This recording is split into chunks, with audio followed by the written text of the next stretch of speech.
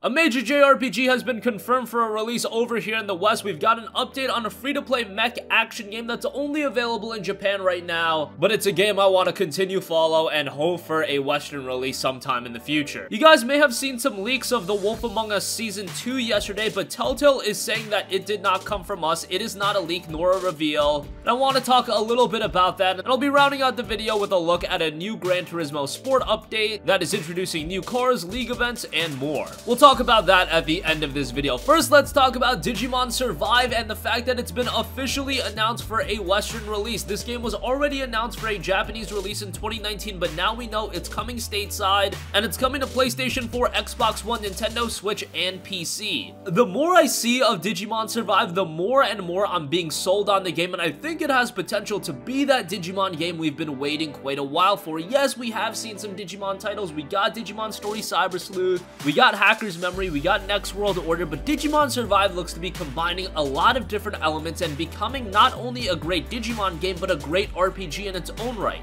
The issue with the Cyber Sleuth games is, yes, they were good games. I wouldn't classify them as great games. Mechanically, they were very competent, but they didn't really do anything outside the box, and they did regurgitate a lot of the same environments. With Digimon Survive, it looks to be a very story-driven game. The actual presentation of the story is very reminiscent of a visual novel like Danganronpa, literally the exact same layout as Danganronpa, and if you guys know how big of a fan I am of that game, then you know that is a very good thing. And on top of the story, you're gonna have decisions to make that are going to alter that story, and it looks like those are actually gonna be impactful decisions. And then you have the gameplay as well, and it looks a little bit like Final Fantasy Tactics, and Final Fantasy Tactics is awesome, and the actual layout of the game is great. Now, I am talking very positively about the game, but we don't know a lot about Digimon Survive at this point, just the elements that I've mentioned, but it does look like it has a lot of potential, and it is celebrating the 20th anniversary of the Digimon anime, and it kind of makes sense since you join the main character Takuma and Agumon of all Digimons. You're gonna craft your own story and fight your way back home in a survival simulation RPG. And we know that the game is coming in Japan in 2019. Well, now it's also been confirmed that it's coming stateside to PS4, Switch, Xbox One, and PC in 2019 as well. So we have a release window that's either going to be on the same day as the Japanese release or just a few months off, which is great to see. Speaking of Japanese games, I also want to give a look at a free-to-play Japanese mech game, and that is Border Break. I've talked about this game before, but it has recently just got an update, and it's hitting the PlayStation 4 in Japan this Thursday with the official release. The game did start out as an arcade title, but now it's making its way over to consoles, and it features 10v team battles with mech customization, and it looks very, very good. Considering that the PlayStation 4 has become more of an area for free-to-play games to shine, I would love to see Border Break have a release stateside. I know that there haven't been many Japanese free-to-play games that have gone super popular over here, so I think the chances are very slim. But hey, if we never get a Japanese free-to-play game like this, how are we ever gonna know if they would be successful? Border Break is hitting Japan on August 2nd. Hopefully it comes stateside sometime in the future, but I'm not holding my breath at this point. If that is confirmed, I will be sure to let you guys know.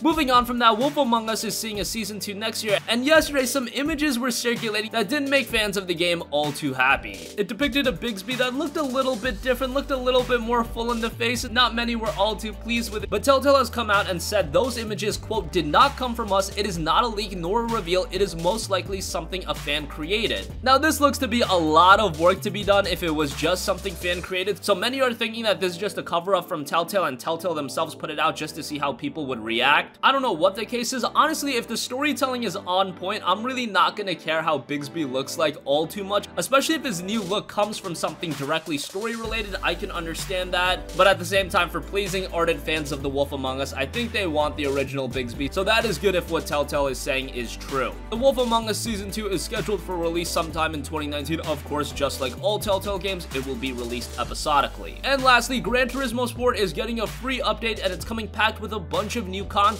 You've got a new track with 3 unique layouts, GT League events, and much more. I won't go through all of the updates because at this point GT Sport has become more of a fringe experience, but if you are into the game, I'll leave a link to the PlayStation blog post in the description box down below and you can have a look for it yourself. I personally thought it was a pretty good racing game, but if you compare it to games like Forza Horizon or Forza Motorsport, the Forza games are without a doubt a step above Gran Turismo in terms of offering a quality racing game experience. It's just not close. That is really the one area where Microsoft has a gigantic edge over Sony. Forza at this point is just a far better series than Gran Turismo, and the thing with Forza is you see more game releases and the games are better. Gran Turismo takes a long time between game releases and the games just aren't as good as Forza, so that is very disappointing. Hopefully with GT GT7 whenever that releases, Gran Turismo can get back on track, no pun intended. So that is going to conclude this video. Digimon Survive has been confirmed for a Western release. It'll be coming to PlayStation 4, Xbox One, Switch, PC, and as a longtime Digimon fan, this game is shaping up very nicely, and I see a lot of potential in this game. Could be a surprise great title in 2019.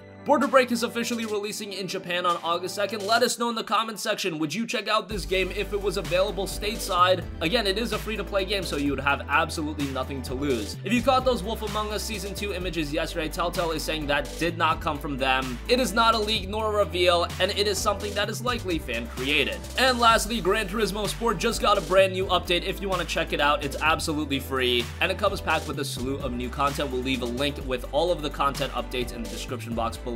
That's gonna wrap this one up. Sound off with all of your thoughts in the comments section down below. Thank you for watching, and goodbye.